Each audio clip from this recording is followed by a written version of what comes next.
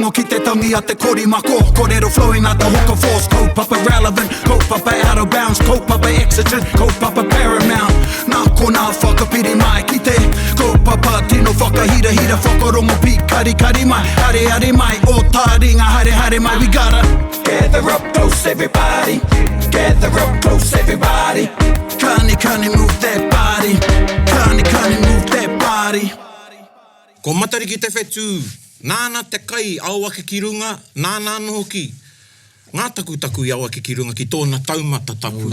Kia tau i hoa ngā tauwhirotanga ki runga ki tēnā, ki tēnā, ki tēnā. Ko matari ki te whetū, tapu o te tau, whetū o te ora. Huihui atu ki aia o tātou whakaaro. Anea matari ki hunga nui. Ko huihui mai, kia Taringa, ki te pokapū, ara i te bustling metropolis. O te awa mutu, ko tāku e taunaki i ngā mihi a taku rangatira ki a koutou. E whakaaro anau ki tētai waiata. E whakautai nei a tātou, ko te waiata nei, waiata tiai, e te hoko whitu. He me tito nā tuini, mō ngā hui ātau. Ko tētai tūai tūranga waiwai. Ko matari ki te whetū, hei arataki e. Tutu ki noa, ki te mutu mai. Awe! Puri te anga tohu, tohu o te wā. Manawa nui, kia rangi Māori e. Te rangi Māori e. Me ngā whiti e waru, I think. O tērā waiata. Engari, nau mai. Nau mai. Ane kia Taringa. E māringa nui ana mātou ki te whakamanuhiri a koutou. Ko rangatira te kaupapa i a koutou. Nō reira. Kei te tuahine. O tira. Kei ngā tuākana. Kia noho i te tātai teina, kia rangatai. Kia rangatai au, kei ngā tuākana. Nau mai. Ai, ki tā tātai kaupapa. Kia ora.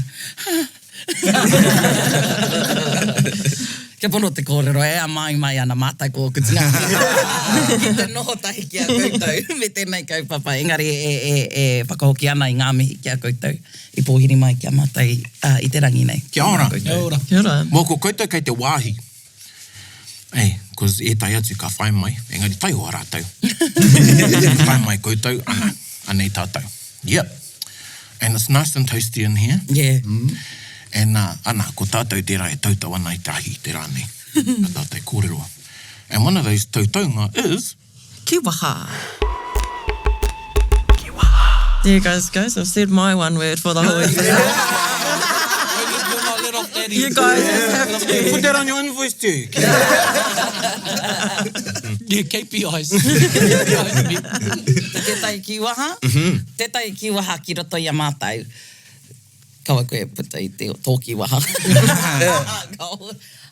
I whakaaro mātou, ko tētahi kiwaha i waihanga hia, e tētahi o a mātou kai whakari no tō mātou whakari reo puoroa, whakapai Pākehī. Ko te kiwaha rāko, whakapiki runga. Whakapiki runga, Kamutu, ko te tikanga o tēnā kiwaha he whaka... Kipa, he whakapoapoa i te rahi. He momo cheer, ne? Yeah. Kia piki te wairua, kia piki te ora ki roto i te tangata iaia, ka takatū ki roto i tētahi kaupapa. Kia ora. Nā reira, ko te e koina te whakahoki kōrero mai a te hunga. Nā reira, whakapiki runga. Kawi atu ki a Dane Hollis, nāna. These your dreams of fame, my brother. You're on the map now, Dane. Quoted. Chebala. Jade the flame, eh? Yeah, too much rangapū. A Dane, a hau rānei. Eru ana. Stunga answer. Yeah. Too much. And you know, ko kōrotia tērā i Taringa. Te ahunga o te reo, te auaha o te reo, kia kaua tērā e mutu. Yeah, that's a good point. He wā me ki te waihanga kōrero hou.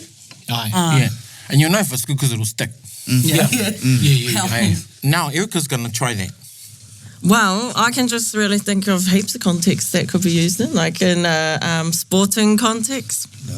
You know, just about to go out on the field or court or whatever, and instead of the, I don't know what they say these days, 3, 2, 1. I don't even Let's know go. what they said. Yeah, it could be a whakapiki runga. Yeah, that's cool. I could do that when taking photos too. Yeah, that's what I was thinking. Yeah. Koina te oropaki. Group photos. Yeah. Yeah. Like, ka maroke ana te tū, te hunga e whakahua te ana e koe. Ai. Ko tau e mea, whakapiki runga. No te ke, I'll have to- whakapiki runga. I'll have to, Iau e whakaaro ana ki te rā kiwaha me te whakahoki. He ahuatanga Māori tērā. Kei roto i a tātou karakia. Ei te tīna, whakamama kia tīna, tīna, haume hui e taiki e rā, turuki. Ai. He Māori. He Māori. Yeah. Ui, ka whakamiharo atu a tainki. He fluke. Yes, legit. Here you go, Dane. Yeah, kia pai te mana wataki o ngā mahi. Oh, waka. Kia hoia te waka. Yeah. Hoia mai te waka. Yeah. Kare anō kia. Oh, we need what's the waka one? Toki, ne? Yeah. Yeah. Yeah, and then there's tere waka. Hene Waka. Kuru waka. Nā kuru waka, that's what we used to do. Yeah, rest in peace, kuru. Koutou te whānau waka. Yeah. So, you know, ia mātou o te tairāwhiti, ko tētai ki uaha rongo nui rawa atu, ko te bros. Nei, haere koe ki uawa, ko te brossy. Haere koe ki toko maru, ko te bros. Rereke te tangi o te oro, haere koe ki tūranga, ko te brass. Hanga posti ki tūranga. Tino kiwa te ro te kāinga. Hoi anō. I think ko koutou ko tai toke rau nahe, he pērā me ngā kiwaha, he Māori te tangi me te whakamahi, engari he Pākehā te reo, engari Māori tonu ana. Māori tonu, yeah. You know, what's your fellas or your fellas S1s? Onto those. Oh, haka, man. Yeah. Peace, I say. Yeah, all those. Yeah. Peace, I say, all those. Yeah. But yeah, kua tangata whenua. Yo, koina te momo penei te kaleg, te Te kaleg, ko tēnei toko turu ka leg. But you know the mohiana koe, if the person is doing the tourist version, then you go in and the boys are like, I wouldn't even try, like the guys from Te will come back with, you know, at and cake and all that, and then you go down and some of the boys are like, chalk it up, and I'm like, hey! These are old school ones. Kua tēnā puta ia te aorere tērā ko erita. Yeah. Me whakaronga pi kari. I tērā wiki, i nā wiki nei e noho anau i te kōti teitei, hei pūkenga tikanga. Ko ngai iwi mō rātou nei te whakawākanga e ai ki nā tikanga Māori customary title nei ki te Moana, Takutai Moana Act. Ko ngai iwi a Aotea, kai te raki o kāwhea. I tau ai te wako Aotea ki reira. Now they all know one another and they're in a language grouping. So the language they use is not as noticeable because it's normal. But me going in there was like going to another country. Aha ko tainui tonu tēnei. Te tangi o te reo, and even the manawataki, the rhythm, they all sort of spoke the same. And yeah, I was just writing words down, and same with Herewini. I mean, he nui nā wā ko whākeo ki a anei, Herewini parata, tā Herewini. Ana kōrero. And I'll drop one in now and again when I've got it. Yeah, I know that.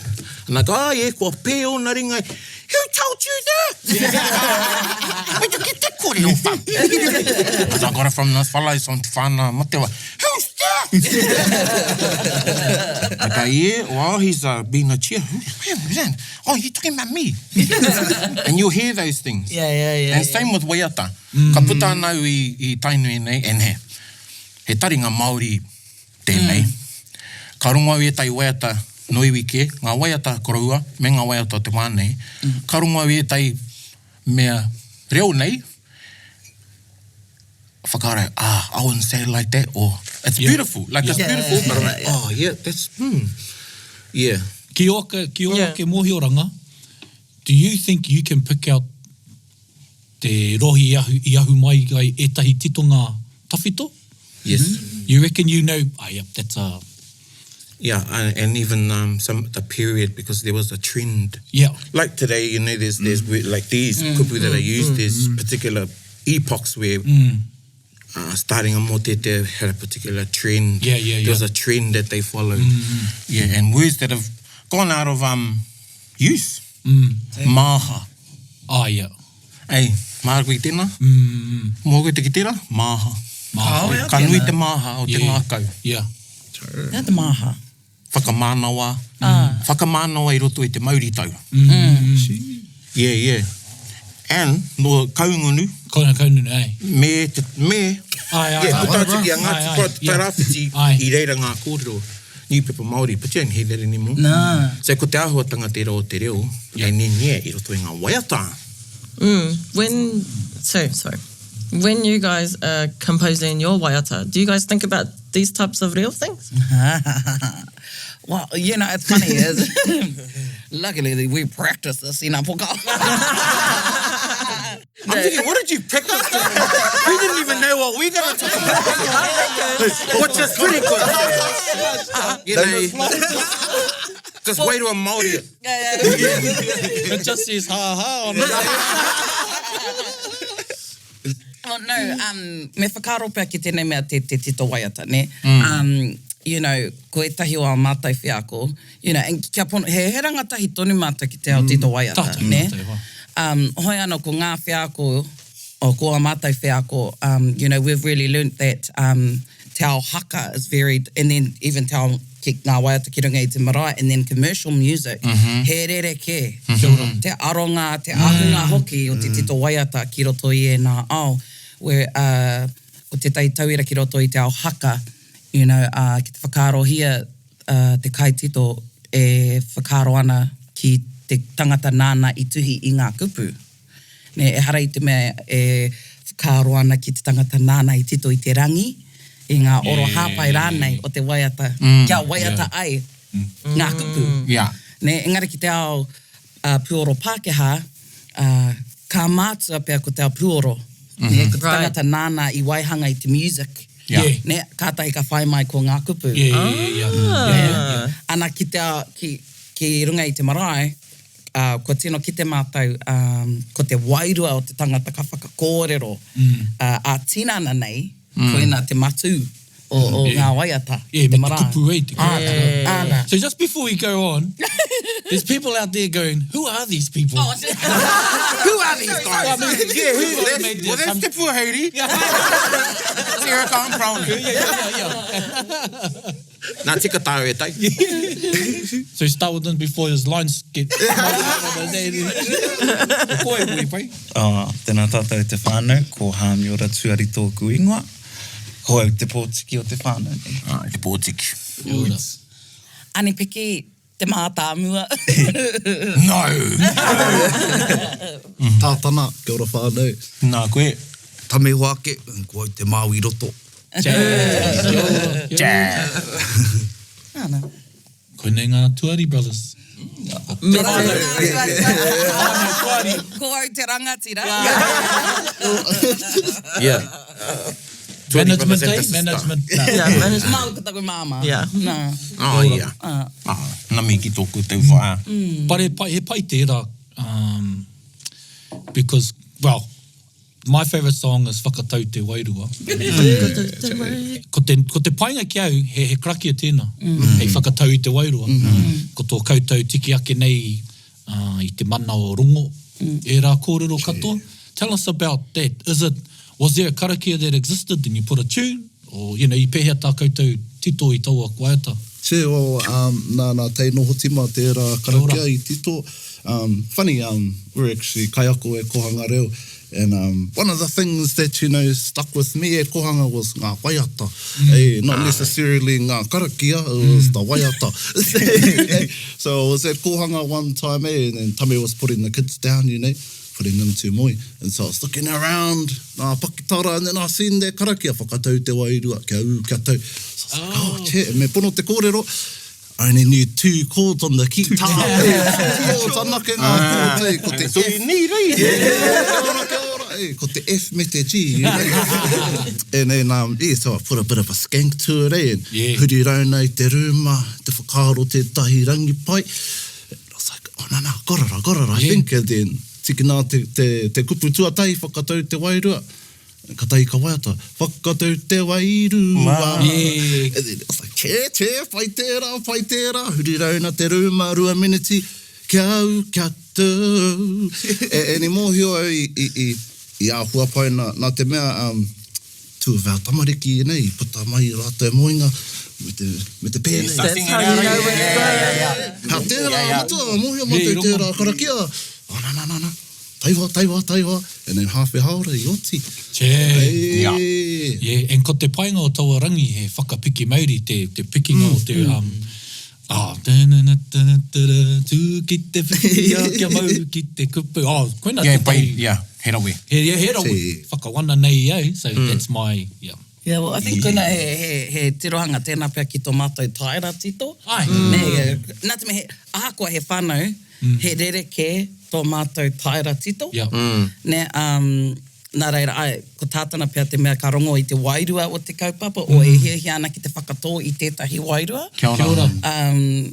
Mōku ake ka whai ahau I te wairua tonu o te kaupapa, engari ko taku ahunga kia tito o waiata. Ka whakaaro hia, ka pēhea taku whakapikitia.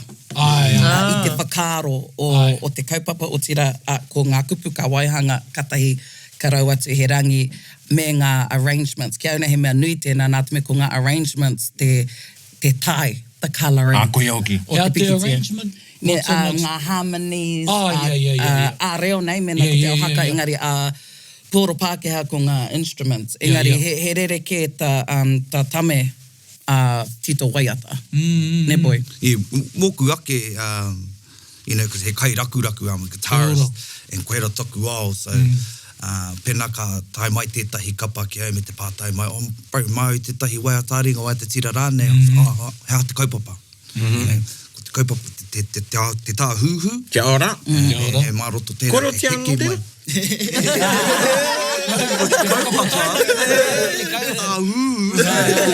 Era ki te whare e ko ngā hekerangi, mare ngā aho.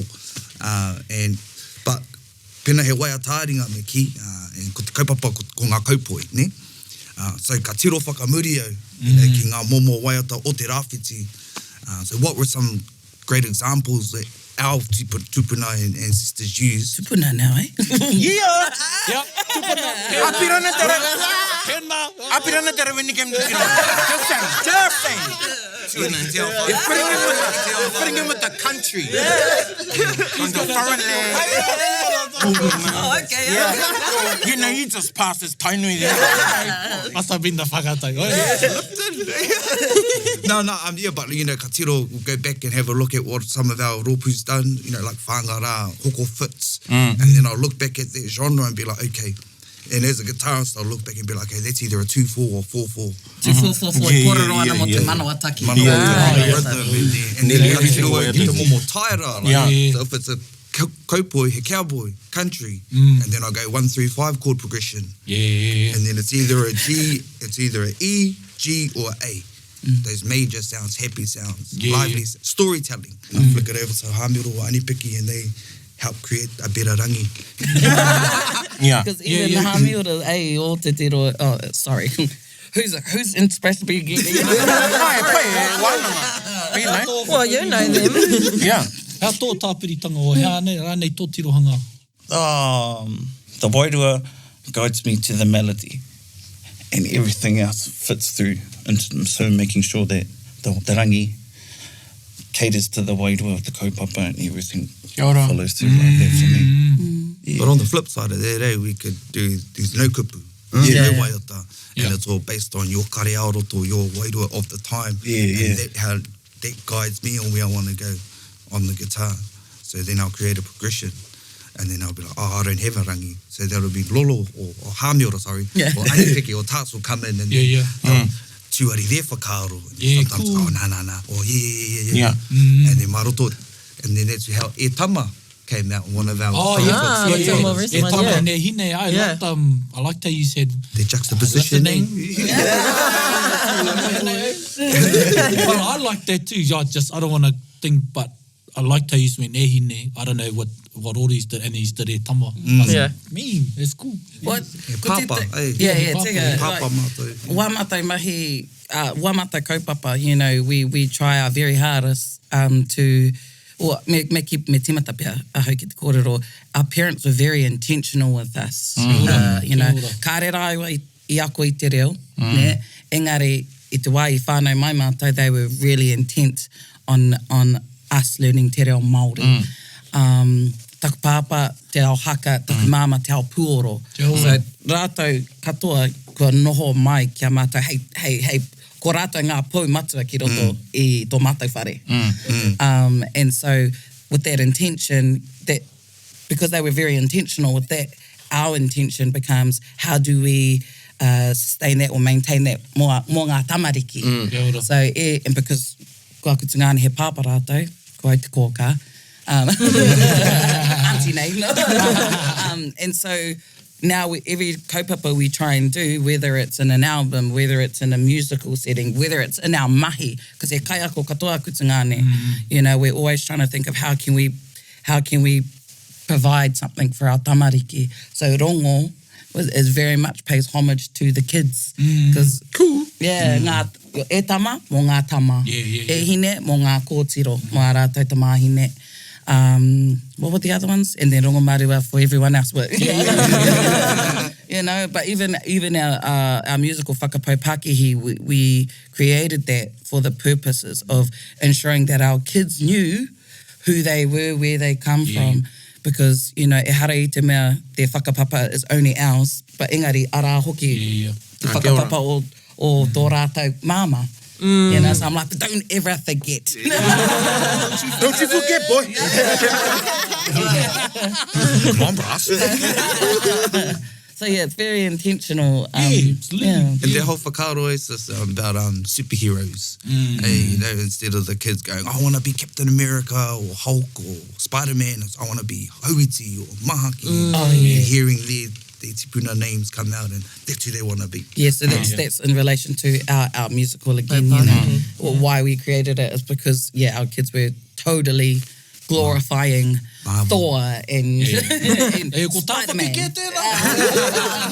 I know, whereas they were like, no, your God is Hauiti. Your God is Taua or Mahaki. Ko tino pēnā I nainei. Ko tino pēnā I nainei te rewanga o tamatou whakaari pōro. I'm Taua. No, I'm Taua. Yeah, ko tino pēnā, ko tino rongo I tēnā, you know. Yeah, they all want to be the tupuna of Apanui, eh? Yeah, just quietly.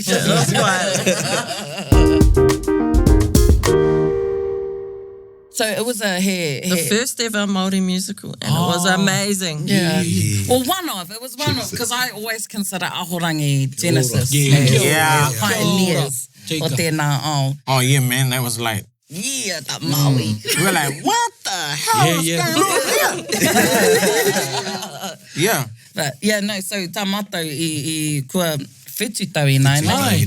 Mātou e tuhi ana, e tito ana I tētahi whakaari reo Māori, pōro anō hoki ko whakapau Pākehī te ingoa kamutu, ko te pūrākau mō Hauiti mahaki rātou ko taua I te rangi. Ko rātou ngā tuakana teina, nā rātou, well, actually, we could be here all day talking about that. Like, it's common knowledge on the coast that from them stemmed ngā iwi o te tairawhiti. So from Taua Biget, Apanui Ringa Mutu, so whānau Apanui tērā, koko o te tairawhiti. And mātātua, sorry, I don't mean to cut out mātātua, hoi anō. And then from Mahaki is the Ngāti Prau, so te riu o Waiapu. E raro, and then... Mahaki, ewe kōrero ne? Ewe karoro, ana. Kaua a Mahaki rau. Yeah. And then Hauiti is from Te Aitanga Hauiti all the way into Tūranga. Yeah, so koe ra te roherohenga. What is that about? What side? What side? Te priti. I was because kei te priti tūranga, that's where the toka is, eh? That's the boundary.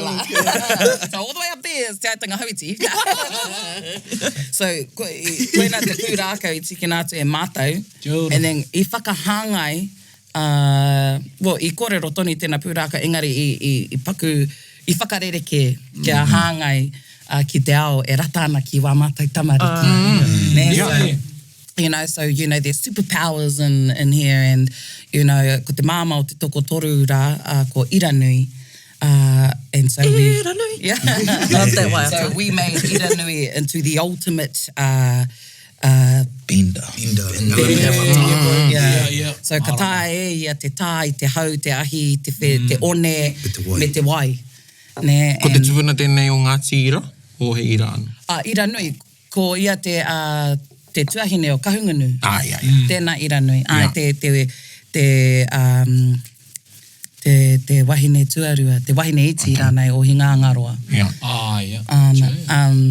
And so, so we turned her into this ultimate superhero. Everyone wants to be her. She has all these powers. But then it comes a time where she's got to hand over her powers to her sons so that the powers can be disseminated even further into the iwi. Hei, painga mo te iwi. And in our story, Hauiti becomes the water bender, Mahaki becomes the earth bender, and Taua becomes the fire bender. And in that, ka rongo I ngā tohu whenua o tēnā, ngā tamariki a tēnā. Whakapapa. Ana. And, you know, there's all this, there's heaps of paka guy, as they did as brothers, and in the end, Hauiti wins. In our version. Nā, but pono, and so it was about, because tētahi akoranga nui, you know, tuatahira, you know, it's very rare to find a whakaari reo Māori. Kia ora. You know, ko tōna pūtaketanga, ko te reo, e harai te mea I whakamaori. I whakamaori te ei, ne. Ana. So, and... Kei reira ka Māori ake nira. Timata ki te reo. Timata ki te reo. Yeah, whakahoti ki te reo. I tino pēnā, and because, you know, we're not that great at English either, so... I was like, ki te mea, you know, let's stay to What have we got going for us? I tino pēnā, mā. Cows combine. Reo bending. We just Ko koe literally... te meo tērā. Nā reo e rua. But yeah, no, and so we did. We wanted to create something that ko tōna orokohanga ko te reo Māori. But and then also bringing in our other superpowers, which was te ao pūoro. Nā te katoa I ako I te classical music. Nā reira ahau ko te whira, tats kia ia ko te clarinet. Oh, wow. Tāme, yeah, ko ia te mea. Everything. Yeah, everything. Oh, yeah, cello, trumpet, drums, guitar. And I ako ki te pānu I te ngā oro I te tuatai. Must be my first party at Ratana. My first time at Ratana was for a party. It was the 25th, but I didn't see any of that. I went from one garage to another garage. Too hazy. But I te tainga ki te karachi o tētai o nā whānau, puta mai ai party and then I whakamiharo atu. Wātua teiko ki te au I ngā puoro katoa. Hey, you know, tupake me te raku. Yeah. Maybe once I saw a mandolin, once and ukulele and a kota sort of the end of the squeeze box sort of. Some of the kaumātua would play the squeeze box. Yeah. But to see, you know, Kazi coming with a trombone and trumpet and it was like a full, it was amazing. Yeah, nā, pono. Nā tō koutou mama tēnā? Ai. O te rāhuaranga I. Ai. We that's why you'll never see a sports award on her or certificates from us, because other than this tuari, but well, no, because you know, like I said, my parents very intentional way. So you know, every day it was ari ki te kohanga te kura, and then ka hoki ki te kāinga ko te mahi haka I te tau o dad, and then I ngā mutunga wiki ko te mahi pūoro. Wow. Yeah, so every day it was, you know, we never had sleep-ins. Me taku whakapai, that's why we sleep in now. Yeah. Catching up. Nā tō tapu au? Oh, tēnei. te korokoro mine on the inside. Oh, we're mine on the inside. Nā pono, he had to go to choir. Yeah. Someone's got a front today. I was banned from choir.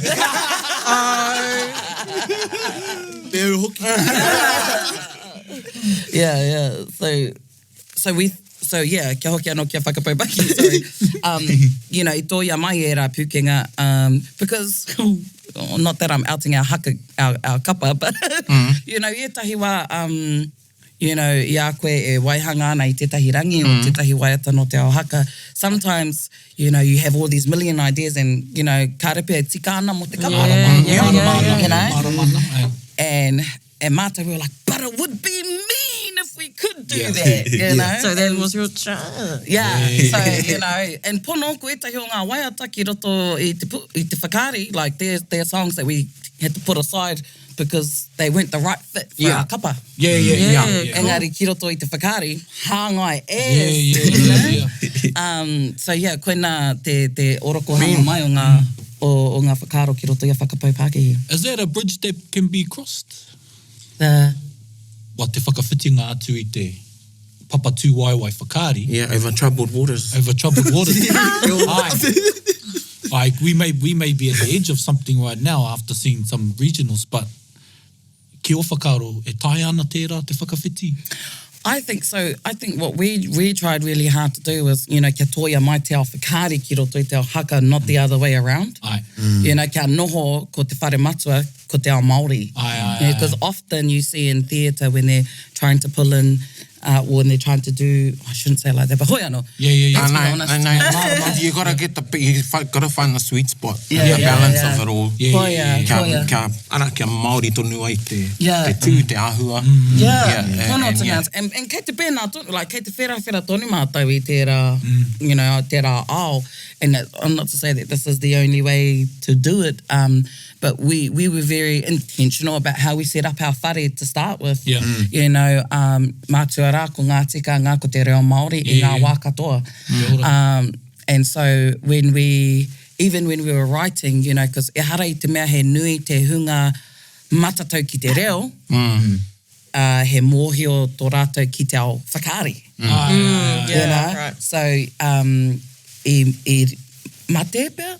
I mate ki te whai I etahi tohunga no te ao whakaari ki te āwhina I a mātou ki te āta whakaraupapa. You know, I tā mātou whakaari, but there were often heaps of times where tuki. You know, ngā tirohanga o te ao. You know, where we're saying, for example, you know, our tipuna didn't fight for selfish reasons all the time. If anything, they fought for survival. It was survival of the fittest. He take nui. And ka mutu hara I te mea he take arotahi ana, ki aia, engari he take mo te iwi. And ki te ao whakaari, it's always individual, an individual focus. So, e rā tirohanga I tuki. So I'm like, tēnā koe I tō whakaaro, no, we're going to stay here.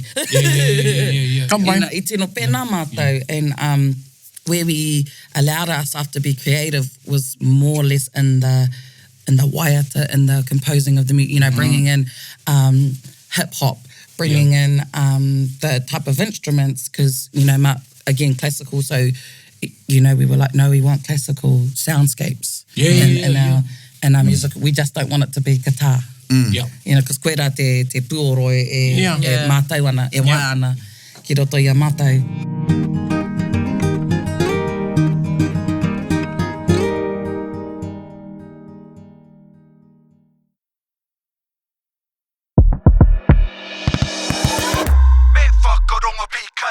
And so with our ohu amorangi, you know, I laid the challenge to our director, who's our cousin, Rūtene Spooner.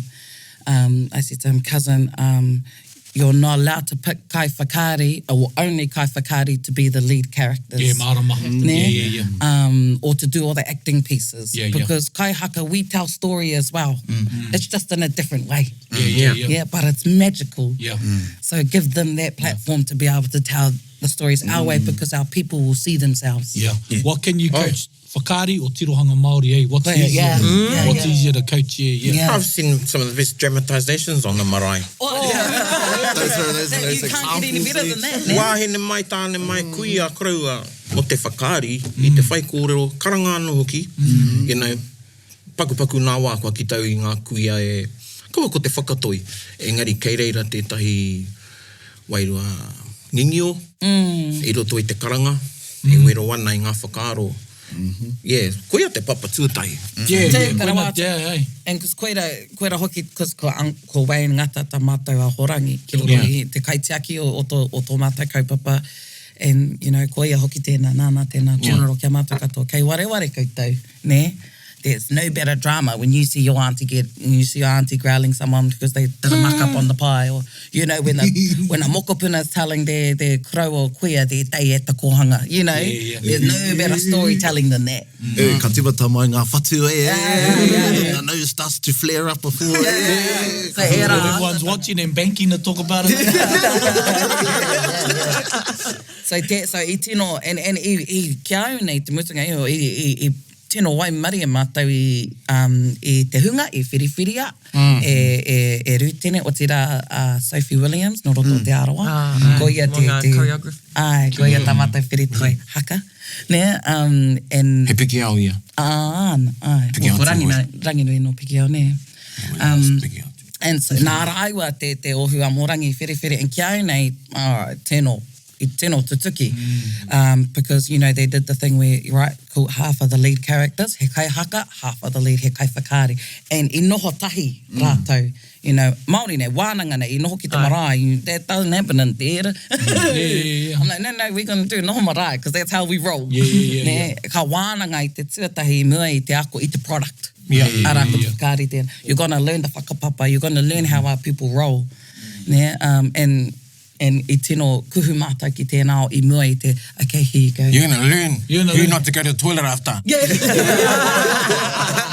Well, this is method acting. So You're going to learn who should be wearing 3 pairs of socks. But you know, he nui ngā akoranga hoki mō mātou, I'm like, I feel like all I've been talking. You are. He pai tēnei kōrero ana mo te whakaari, me te tirohanga Māori, and it comes to no surprise because I ahu mai ke I Uropi taua hangara anana ko te takitahi te toa ne. How was it? And because Tuari brothers have crossed over into te ao puoro auraki, I don't know if it's mainstream. How has that been? Are you dealing with people and are there centres where you need to remind them, anana, koe nei tō mātou hanga, koe nei tō mātou whare? I think the coolest thing, it is taumaha, brother. We never get in that space. But I think because we're so tight as brothers, we just naturally come as we are. You know, so they just pretty much get what they get.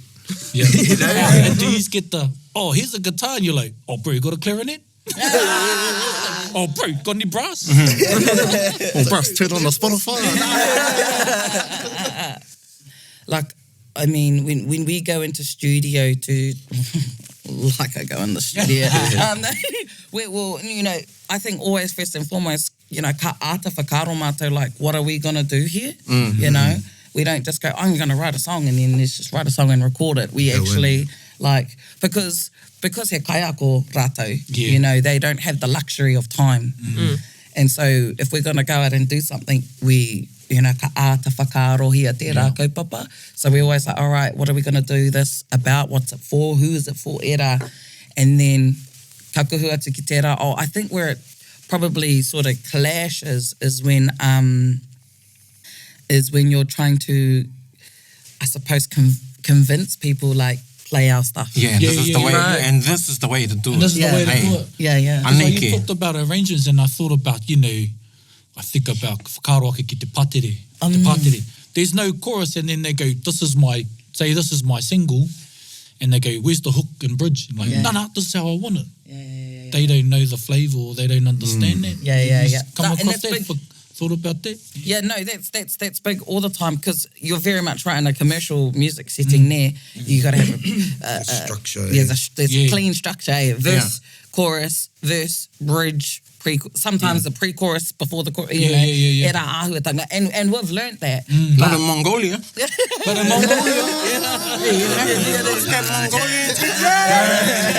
think I'm like, nobody knows them over here, but their record sales are just like, hey.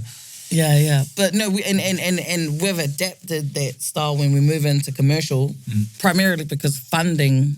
That's Right. That's Is that criteria? Funding criteria. You know, you've got to meet a certain standard in order to be funded. Yeah. You know.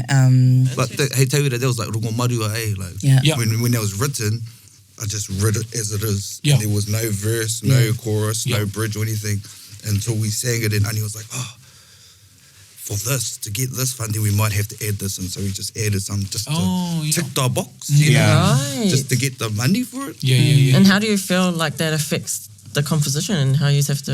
The coolest thing was we all agreed to it, Okay. and we all liked where it went to, so it Yeah. felt like it was meant to be. Don't do it if you don't like it. Yeah. Yeah, it would have been rude if you didn't like it. Yes, this is dumb. You got to play it all.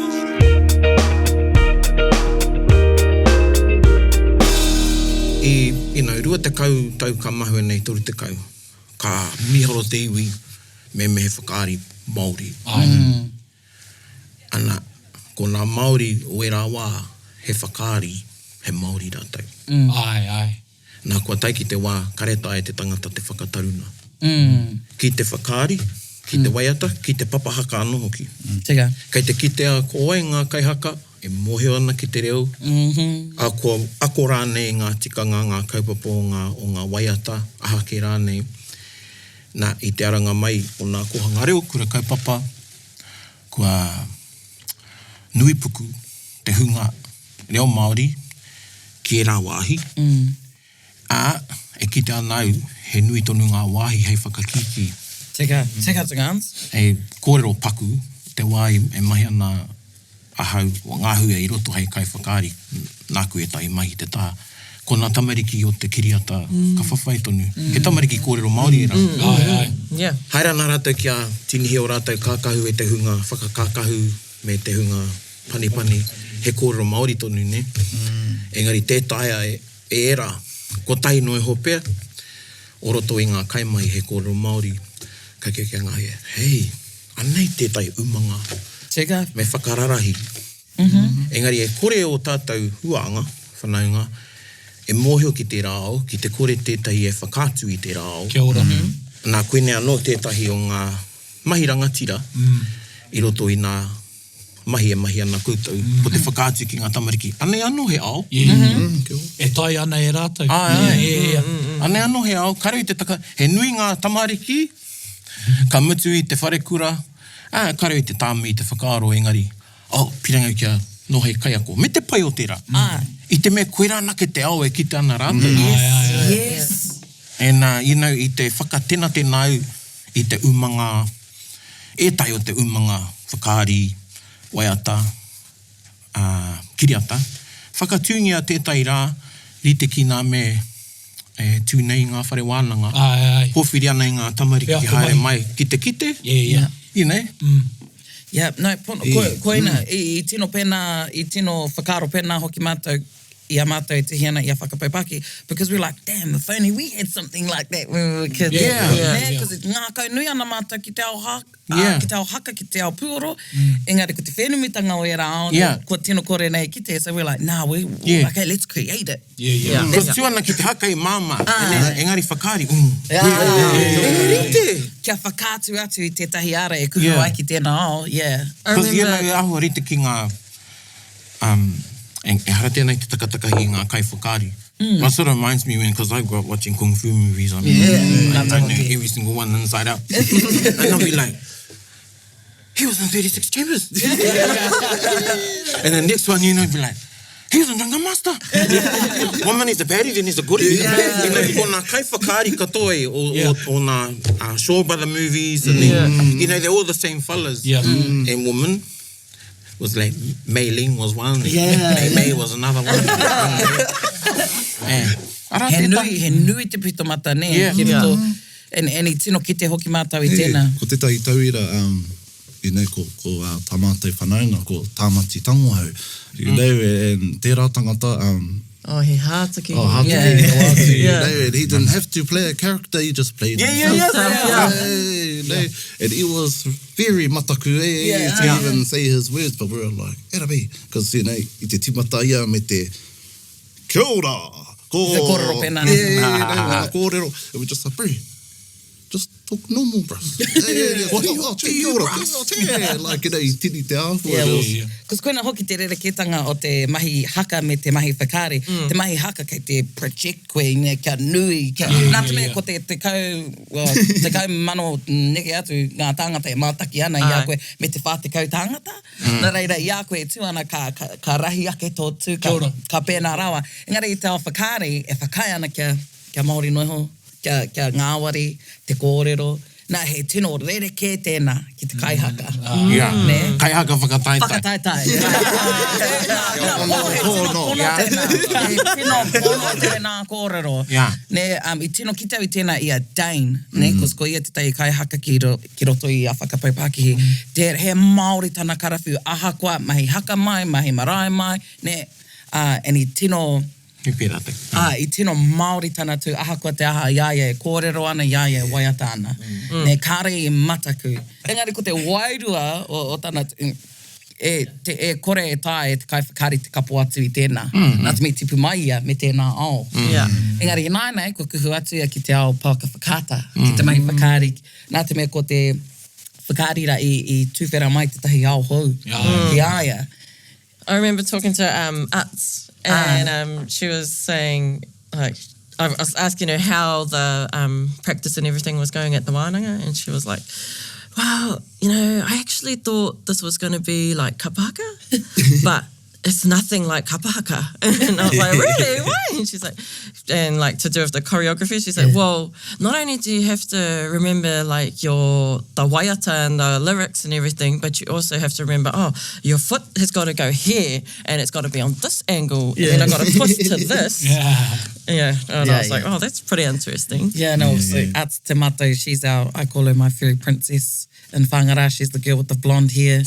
Ko tana mama tētahi o ngā stage managers, because I'm like, man, ko ia te kaiwhakahaere o ngā mahi o Whangara, you can manage a stage easy. You know, e rā pūkenga, like budget, you know, artists do that all the time. You know, and jobs. hard out, and I'm like, sweet, production manager, mean. You know, so e rā pūkenga ki roto i a tātou, ka hāngai tonu ki roto te ao whakari. Whakawhiki, tai au ki. All the moving parts. You know, i tikina atu a ora kihi, hei set designer, because ko tā te set designer mahi he waihanga i te ao.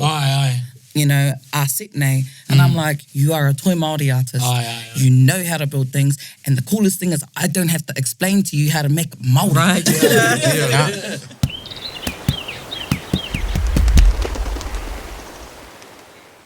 Kia huri te ao. You know, I've always said, mo te tau ku moe moe, mo ngā mahi katoa te Māori. You know, he nui tā tātou whaka Māori i etahi puka puka, i ngā waiata. Kia taiki te wā, ka hia te ao, kia tiamana tētahi waiata Māori. Kia hapani i tētahi waiata Māori, he tohu tērā. Kua eke. Kua eke ki tētai atu taumata. Ki au koera te whainga. Tika. I just thought, I remember having a conversation with you ages ago about He Aio, the waiata, your one. And you told me, I think it was actually written for a kid's kapahaka? Yeah, it was actually, again, there was another Papatei Noho Tima lyrical song. And he wrote it and composed it for our kapa team, our primary kapahaka team, te kapa hurutea o hore te wānanga. And I was busy at kura one day, and he actually told me, I don't want you anyway, I want Hamiora. I don't want you. It's great that Hamiora was living with me at the time. And so I just went, have a quick game. Mati, here's some words. I'm thinking it would be cool to do something like this. And then he was like, cool, ja, came back totally different to what I was thinking. But then, i hua mai he aio. And he waiata āringa te tuatahi. And when you guys took it from the kapahaka stage, though, to your song, to your waiata, like, did you have to change it again? For commercially? There was a bit of contextualising to it, recontextualising it, so it was a bit more commercial-wise. Music-wise, though, music-wise. Not lyrics. Kupu-wise. But the essence of the essence and the vibe. I rongo koe te? The essence and the vibe stayed. It's just the tuku was a little bit different music-wise, And the arranging too, Like, and the arranging. You know, this sort of, it goes back into whakapost stuff. It's like, when we were arranging just with the guitar, we had all our parts going on, right? And we sang all our parts just naturally as kai haka. Just two guitarists, bang, fill every note. And then you bring in your symphony and your band, and they're like, well, where am I going to play now? You're singing what I'm playing? Right. And then I was like, well, figure it out, bro. Yeah. Play around. It's not changing. And so it was similar to what Hami done, because he had a guitar track and he had created all the parts. And I just back at the school, broke those parts off into the kids, and they learned it like that. Yeah. But then when Hami took it, for his solo. What's she got to do with it? I was like, Lolo. That's Lolo. No, when Lolo took it, that's he commercialised it, stripped back the guitar beat and actually put a real beat in there, and all those extra parts became the instruments. And then he was able to do Hamiora things to it because he wasn't stuck to what the kid's skill level was. He could just be auaha in his own auahatanga, you know? Cool. And it's still muriwai. I think as like a Māori way of looking at anything, that whether it's waiata, kōrero, where it's going to be transformed into something but maintain the essence, as long as the mana, the tapu and the Māori isn't compromised. If it's enhanced, then ka pai. Engari kei te kaitito te mana. Koe ana kei mohe ona ki te Māori o te waiata, te mana me te tapu o te waiata. If even one of those things kare tauhi tō ngākau, nah. Koina te tori tapu.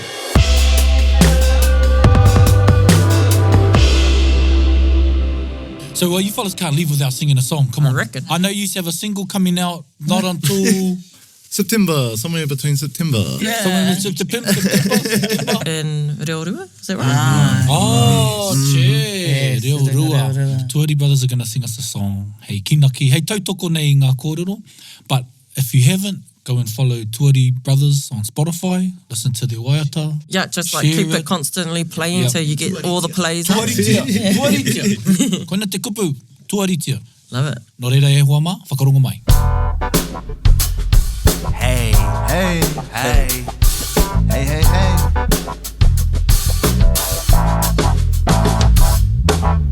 Aroa tuki a koe ano me enaringa ngā wari taua. Kia tau, he pai ake I te ringa ti toi toi mahaki. E kore rawa koe e whai wahi atu ki ta kurahi o kura waka. He rahi mo te hunga koe au waha ihu o ne one. E para koe I e na taua. Whānau I tēnā. Kea au te wā. Mahaki heia ha atu maku o huato. E kiri kaua au ki te patu, te mere, te toki, te tepa, koi, koi, hau, whenua, heia ha. Anei te mana o ngai aua, hika e tuana. Engari te rākau matua, oh Ross, kei konei, Whānau I tēnā. Kia tau korua. Whawhai wahi tātou ki te noho tahi. Me ua waka ki te atene ana. No tātou te whiwhi ki te mahi tahi.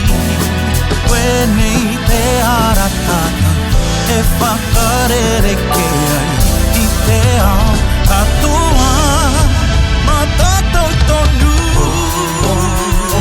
Whakarere ke te ao mo tātou tonu. Ok, e mene koe nei te ara kia aro mai. A ira nui me te iwi kia hangareka mai. Mena ka noho ka mahi ka piritahi ai. Ka māma ake kia pupuri I te Māori. O tēnei haipapa o ngā kura a ira nui. Maranga mai te kokotoru a ira nui. O tātou tonu.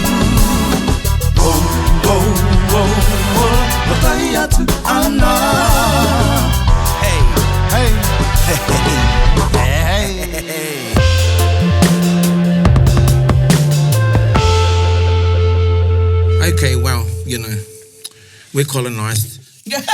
And in terms of time. So, hei kākano ki te kete a te hunga e whakarongo ana. Ka hui rauna I te tepu. And you can go last. Yeah. Hea tētai kōrero ki a tātou. Kia wai ki rānei, harai te me tamariki. Because, you know, e te o ngā pakeke. Yeah. He a pōpō tonu kei mui te aroara. And that's another thing, you know, we get set in the thing and think, oh, this is me. And don't give anything else a try. So, yeah, hea e tahi whakaaro, hei whakahihiri, whakatena, advice, anything. Che o, tō tei, kau e mataku. Into it. Yeah. Into it. Yeah. It's the only way. Into Yeah, it. whakamātau, Yep. Cool. Te tahi kōrero mai a mātou roto te waihirere. Oh, okay. It's don't tell me, show me. Yeah. Che. Don't tell me, just show me. Kia ora. Mine probably aligns more with tātana, but to think outside of the box and jump, you know, don't be scared to Yeah, go think for out. it. Yeah, go for it. Yeah. Cool. Yeah, noku ake, o tātou tipuna, kāre I mataku, kāre I whai ti te whakaaro ki tētahi ara. Engari, I whai rātou, I whai māramatanga rātou ki roto I te whakamātau. Kia ora. I etahi ara hoa. Ne? Nā reira, ahakoa te uaua, ahakoa te mataku, tūwheti a te hopo. Kia hua mai, he aohau, he arahau mo a tātou tamariki mo te apopo. Ki te kore, ka noho noi ho te Māori, e kore e koke ki tua o te aue māpara. Yeah. Ka pai. Pai. Ka rea kukupu I tu atu I era kupu kei kurangatira. Ko tā mātou, he whakamānawa, ai runga anō I te oha o mātou ngākau, I tai mai koutou I tawhiti. Ai, I te rā wāhi, e kātonu nei ngā ahi, a oku tīpuna. I haere mai rā, e taiki konei, kei reira ko te ara whanau ngahi tuitui a tātou. Me te ara auaha I roto I ngā mahi nei. O reira, kānui te mihi me taku whakapono, he nui ngā kai. Tēnei wānanga a tātou, mā te hunga whakarongo. O Taringa. Yeah. And ko tātou tērā. Kia ora. Whakapiki runga. Hei kona. Ka pai. Man. Yeah, I was gonna Bit whakaronga pi kari kari. Get the rope close, everybody, buddy. Taringa. Yeah, tahuri mai ki yo. Whakarongo ki te tangi a te kori mako. Kōrero flowing out the hooker force. Kaupapa relevant, kaupapa out of bounds. Kaupapa exigent, kaupapa paramount. Nā kona whakapiri mai ki te kaupapa tino whakahira hira. Whakarongo pi kari kari mai. Hare mai, o Taringa hare mai. We gotta gather up close everybody. Gather up close everybody. Kani move that body. Kani move that body. Taringa, he mea tuku nā te wānanga o Aotearoa, nā te māngai pāho me irirangi te motu I tautoko. To listen to more episodes, search for us on your podcast app and subscribe, or follow us on Instagram and Facebook. Taringa, whakarongo mai.